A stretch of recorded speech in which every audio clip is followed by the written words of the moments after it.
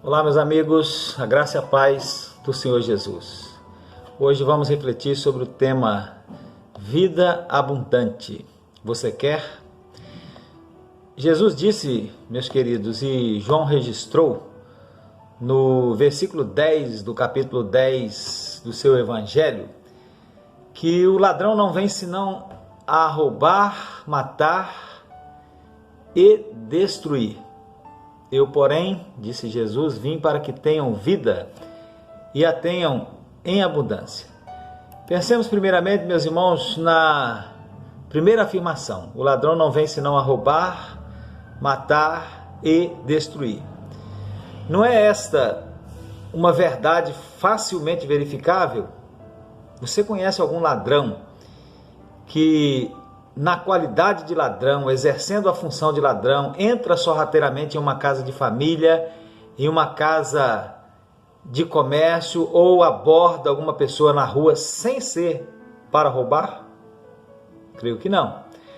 O ladrão vem para roubar, ele pode até não conseguir, mas ele vem com esse objetivo. E o ladrão que vem para roubar, geralmente também tem disposição para matar. E ele também não se importa de destruir os sonhos, destruir a alegria de viver das pessoas, transformar a vida do outro em uma vida miserável. Então, é bom tomar cuidado com o ladrão. Mas o ladrão aqui, ao qual Jesus se refere, não é o ladrão comum que rouba coisas materiais. Não, o ladrão a que Jesus se refere é muito pior. E rouba coisas muito mais preciosas sobre as quais vamos nos referir nesta reflexão. Tome cuidado com esse ladrão, muito mais do que com o outro, tome cuidado com esse ladrão a que Jesus se refere. Agora, em contraste a isso, em contraste ao fato de que o ladrão vem para roubar, Jesus disse que Jesus, veio para que nós tenhamos vida. E vida em abundância. Então o ladrão vem para tomar para ele aquilo que não lhe pertence. Mas Jesus veio para nos doar, para nos acrescentar. Jesus nos quer dar vida em abundância. Agora resta saber se nós queremos esta vida. Você quer esta vida? Se você quer esta vida, então preste atenção em algumas orientações. E a primeira orientação é a de que é preciso fugir do ladrão. O Aurélio Buarque de Holanda, em seu famoso dicionário, ele define fugir como desviar-se ou retirar-se apressadamente para escapar a alguém ou a algum perigo. Há outras definições no mesmo dicionário, e uma bem interessante é ir-se afastando, ir-se perdendo de vista, afastar para longe até não poder ver mais. E esta, meus queridos, é uma excelente recomendação, principalmente quando nós pensamos em ladrão, não de forma comum, não como aquele que nos rouba um relógio, e sim como aquele que nos rouba a alegria de estar na presença de Deus, interessado somente em Deus e nada mais, ou pelo menos a alegria de estar inteiramente satisfeitos em Deus, de forma que, se nada mais nos for dado, continuamos felizes, ainda que queiramos outras coisas. Fuja desse ladrão, afaste-se para bem longe, perca-o de vista. Mas quem pode ser este ladrão de que Jesus fala? Ladrão aqui, meu querido, pode ser o falso mestre, cujo interesse não é o bem-estar das ovelhas, cujo interesse é o seu próprio bem-estar. Então ele as rouba e, se precisar, mata e destrói. Você pode ler aí na sua casa Tito, carta de Paulo a Tito, no capítulo 1, a partir do verso 1 a 14. E você vai perceber que, em determinado momento, Paulo está falando a Tito sobre os falsos mestres. E você pode observar no verso 11 que Paulo vai dizer sobre esses falsos mestres que eles ensinam coisas que não convêm por torpe ganância. É o que diz na versão Revista e Corrigida. Na Bíblia Vida diz assim: estão apenas atrás do dinheiro de vocês. E no Nova Tradução na Linguagem de Hoje diz que eles têm a intenção vergonhosa de ganhar dinheiro. João também, em sua segunda carta, alertou para o fato de já naquela época, existirem enganadores. Pedro, em sua segunda carta, no capítulo 2, ele alerta dizendo que nos últimos tempos se introduzirão falsos profetas e que estes, por avareza, farão negócio de vós. Isto é, em sua ganância lhes dirão qualquer coisa para se apossarem do dinheiro de vocês, ou vos farão de mercadoria com palavras falsamente inventadas. Agora, se você ler o interessante texto de Mateus 24, versículo 24, você vai perceber que mesmo os falsos também operam sinais e prodígios. Então, sinais e prodígios não são credenciais para se saber quem é verdadeiro ou quem é falso. E com isso não estou sugerindo de jeito nenhum, de forma alguma, que tal e tal grupo ou igreja é falso ou é falsa. Não, o que eu estou sugerindo é que você estude a Bíblia, a palavra de Deus, e tenha senso crítico para não ser enganado e roubado. Se constatar que alguém é falso mestre e ladrão, então fuja dele, perca-o de vista. Ladrão, então, é o falso mestre. Mas ladrão também é o falso ensino, né? O falso mestre e o seu falso ensino, que nos afasta de Deus. Ladrão aqui é o próprio Satanás. Satanás é o ladrão por excelência, o ladrão que está por trás de todos os ladrões, e ele é astuto. Ele é um exímio, entre aspas, batedor de carteiras, não no sentido de ser pouco ofensivo, mas no sentido de ser sutil, assim como sutil é um batedor de carteiras. Se você ficar desatento, Satanás, lhe rouba, e você só se dá conta mais adiante. Sutilmente ele rouba. O que ele rouba? Ele rouba a sua fidelidade a Deus, e na sequência ele vai roubando os seus bens, a sua saúde, a sua comunhão com Deus e com a igreja, a sua disposição de trabalhar para o reino de Deus, a sua família, a sua alegria de viver e talvez até a sua própria vida. Então, fuja desses ladrões. Se você quiser ter vida abundante, fuja desses ladrões. Perca-os de vista, não os mantenha ao alcance da sua visão. A segunda orientação que nós precisamos observar, meus irmãos, se nós quisermos ter a vida abundante que Jesus oferece, é que é preciso entrar no reino de Deus pela porta. E a porta é Jesus. Eu sou a porta das ovelhas, disse Jesus. Então a porta é Jesus, unicamente Jesus. Mas tem muita gente querendo entrar por janelas, entre aspas. Muitas vezes vítimas do ladrão falso ensino. E quem entra pela janela não é parte da casa, ou é? Geralmente o dono da casa entra pela porta, né? Não pela janela, a não ser no caso puramente humano, né? Em alguma situação em que ele tenha perdido uma chave e consiga abrir uma janela. Mas quem entra pela janela não é parte da casa, é ladrão e salteador. Então é preciso entrar pela porta, e a porta é Jesus. Mas tem muita gente querendo entrar por janelas. E quais são algumas dessas janelas? Eu vou citar apenas 3. A primeira delas é a janela chamada igreja ou religião. Jesus, meus irmãos, em Mateus 7, 22 a 23, ele fala de pessoas que nos últimos dias, no tempo final, ouvirão da sua boca que ele não os conhece. E essas pessoas dirão para ele: Senhor, mas em teu nome nós fizemos maravilhas, nós expulsamos demônios, nós profetizamos. Ora, meus irmãos, onde é que estão os que tais coisas fazem, senão na igreja ou na religião? Entenda, os irmãos, que eu não estou menosprezando a igreja ou a religião. Eu valorizo muito a igreja e a religião. Longe de mim tal coisa, longe de mim menosprezar. Mas a porta para o reino de Deus não é a igreja ou a religião. A igreja, enquanto instituição, é a agência do reino de Deus neste mundo, mas não é ela quem nos põe dentro do reino. Todo que está no reino de Deus é parte da igreja, o organismo vivo de Cristo, mas mesmo quem não está no reino de Deus pode estar fazendo parte da igreja enquanto apenas instituição. Mas se você quer ser integrante do reino de Deus, você precisa entrar pela porta.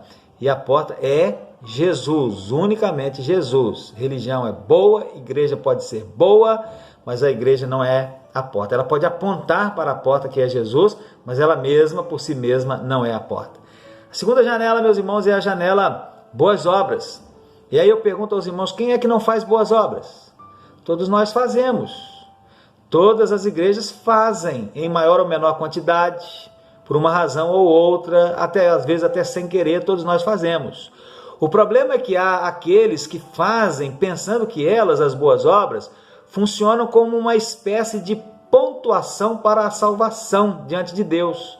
Mas não é assim que nós aprendemos na palavra de Deus. Escrevendo aos Efésios, no capítulo 2, versículo 10, Paulo exalta as boas obras, dizendo que Deus de antemão as preparou para que aqueles que são de Cristo andassem nelas. E o termo boas, que dá qualidade às obras nesse texto de Efésios, vem de um termo grego que nos faz entender por boas obras toda a realização de boa constituição, de boa natureza, útil, agradável, saudável, amável, alegre, feliz, excelente, distinta, honesta, honrada. Essas realizações, diz Paulo, devem fazer parte do contexto de vida daqueles que servem a Cristo. Entretanto, diz ele, um verso antes, que a salvação não vem dessas realizações. E mais um verso antes, ele diz que a salvação é fruto da graça de Deus. E ademais, quantas dessas realizações nos seriam necessárias para comprar o céu, para comprar a eternidade no céu? Então, boas obras não é a porta é única e exclusivamente Jesus. E ainda uma outra janela pela qual muitos têm querido entrar é a janela, entre aspas, pessoas que nós elegemos como mediadores entre nós e Deus. Aí aqui, meus irmãos, eu faço uma observação. Igreja e boas obras são coisas boas. Não nos salvam, mas são coisas boas. Já o mesmo não se pode dizer acerca de eleger pessoas como mediadoras entre nós e Deus. Isso é totalmente antibíblico. Obviamente que eu não estou falando de orações simples que nós fazemos uns pelos outros. Eu estou falando de eleger alguém que será o meu mediador. Mediador, meus irmãos, é aquele que fica entre dois, no caso, entre eu e Deus. Nesse sentido, a palavra de Deus, ela nos diz que só tem um, e esse um é Jesus Cristo. Está lá em 1 Timóteo capítulo 2, verso 5. Então, por mais que eu goste e admire Pedro, Paulo, João, Tiago, Tomé e outros mais que foram e são grandes servos de Deus, e os respeite, eu não posso elegê-los como meus mediadores, como pessoas que por sua mediação me ajudarão a entrar no reino de Deus. Não.